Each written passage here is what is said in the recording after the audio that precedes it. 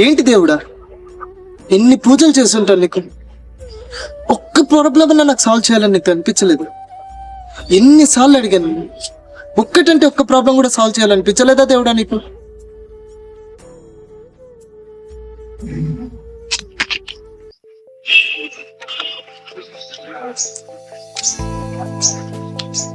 ఏంట్రా దేవుడితో వాట్సాప్ లో చాటింగ్ ఏమైనా చేస్తున్నావు ఏంటి? చాటింగ్ కాదురా, కంప్లైంట్. ఎవరి పైన రా? ఆ దేవుడి పైన. విశ్వకర్లమే వాడి మొహం మోహన్సుడు పోతావు రే, నాశనం అయిపోతావు. నెంబర్ అని ఇచ్చాడండి నీకు? రిప్లై కూడా రాలేదు. నో సార్లు అడిగాను, కనీసం లాస్ట్ సీన్ మెసేజ్ లాక్కుండే. ఏంట్రా ఇంత సీరియస్ డిస్కషన్?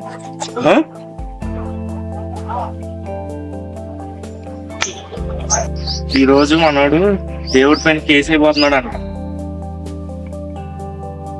అవునరా, ఆ దేవుడి మీద కేసు వేయాల.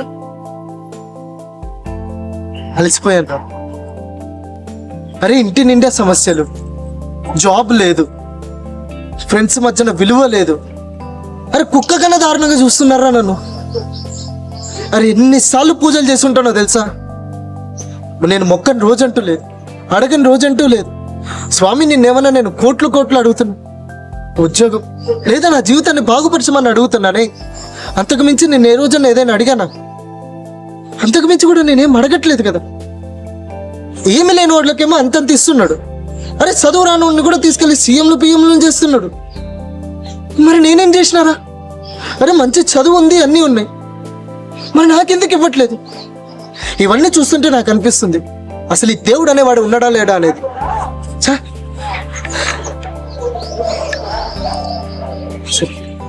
నువ్వు చెప్పరా, దేవుడు ఏనాడనేది మనం అడిగింది ఇచ్చాడా? దేవుడు అట్ట దేవుడు. అరే నేను నీకు ఒక ఎగ్జాంపుల్ చెప్తా, వింటావా? చెప్పు. ఇప్పుడు నువ్వు డాక్టర్ దగ్గరికి వెళ్తావు, నీకు ఏ రోజున చాక్లెట్ ఇచ్చాడా డాక్టర్? ఎవడు ఏం చెప్తాడు? ఎంత బాగా బిల్ ఇస్తాడు డాక్టర్ అయితే. లేదు మావా, మెడిసిన్స్ ఇస్తాడు. అదే దేవుడు కూడా సేమ్ అదే పని చేస్తాడు.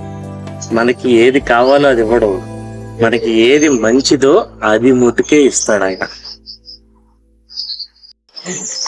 మరి మంచి మనుషులకి ఎందుకు వస్తున్నాయి కష్టాలు?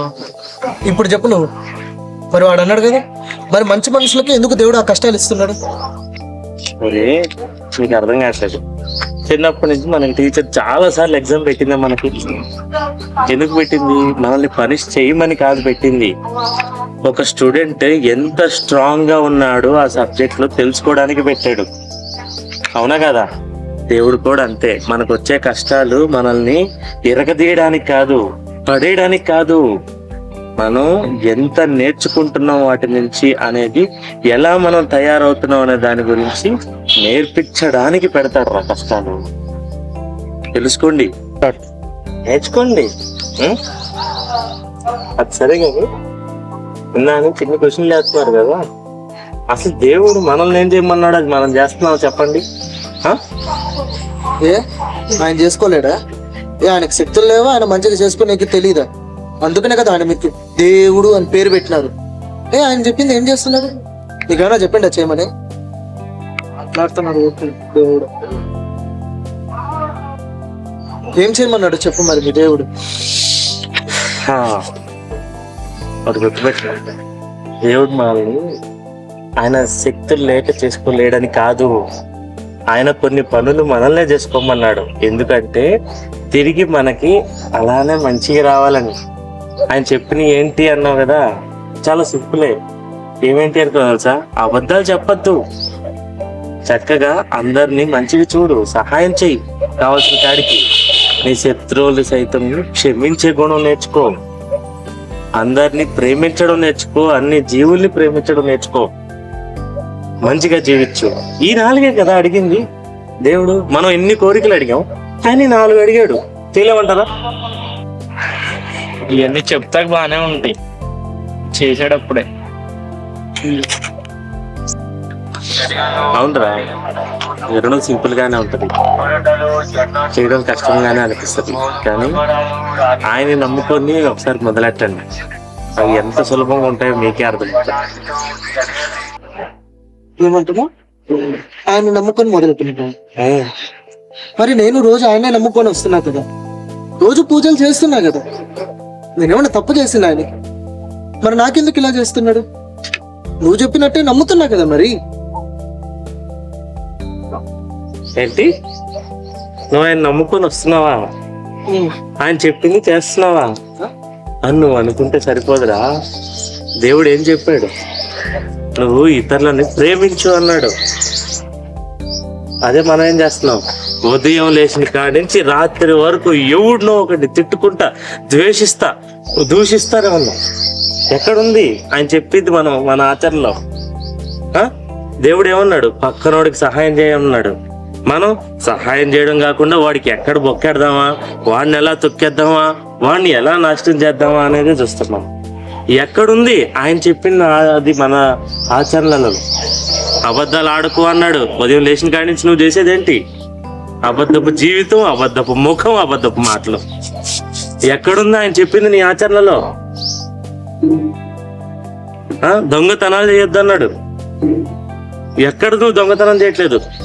స్వీట్లు, ఆఖరికి పెళ్లిళ్ళకి వెళ్తే స్వీట్లు కూడా జోబులు వేసుకొని వచ్చేస్తాం. ఎక్కడుంది ఆయన చెప్పింది నీ ఆచరణలలో?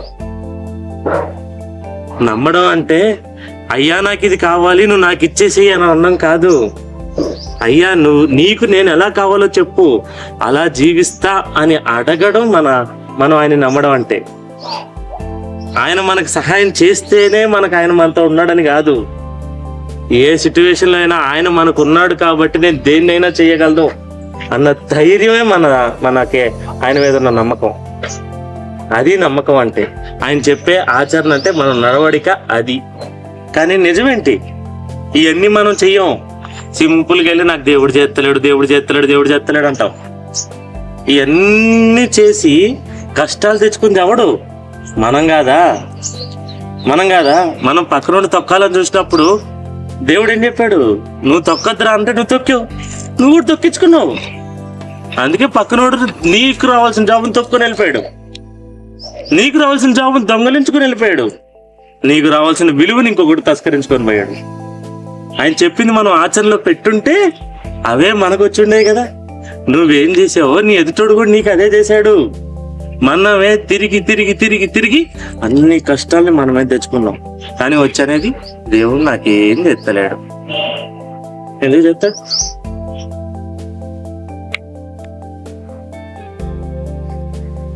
నువ్వు చెప్తుంటే నిజమే అనిపిస్తున్నాను.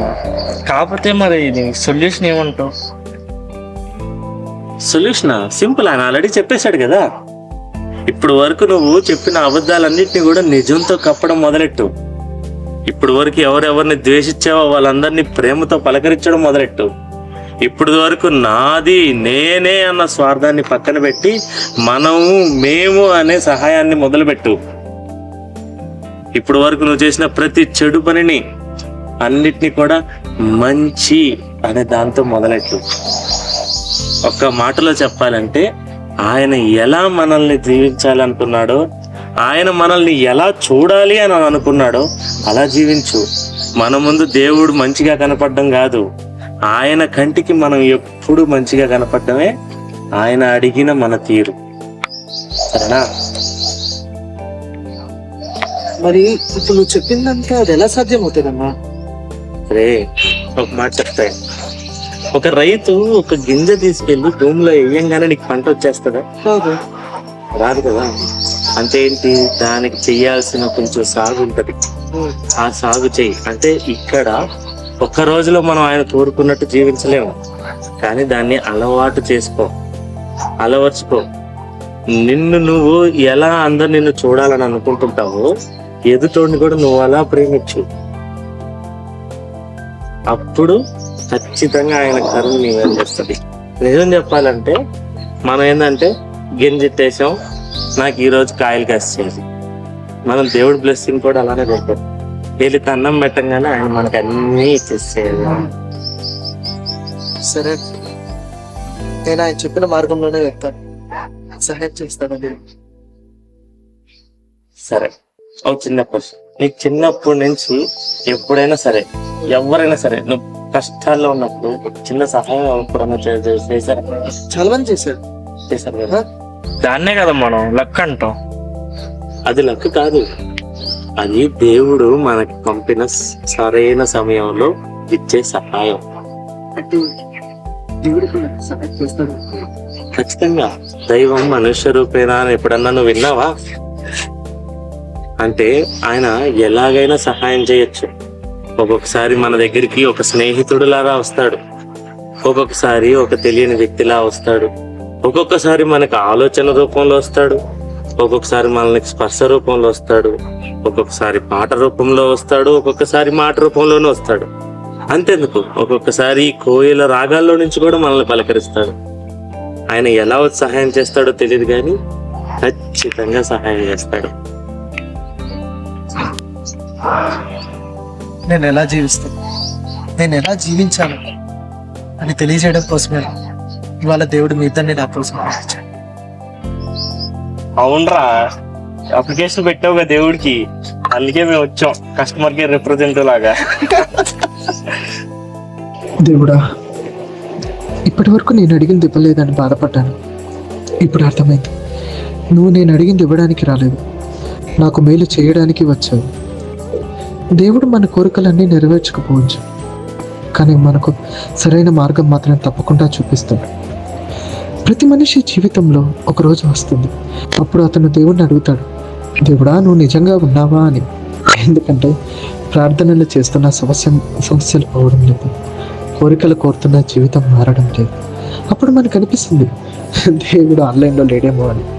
కానీ మనం దేవుణ్ణి ఇది ఇవ్వు అది ఇవ్వు అని అడుగుతాం, కానీ దేవుడు మనకు ఇలా జీవించు ఇలా చేయి అని చెప్పిన మాటలను మనమే వినకుండా ఉంటాము.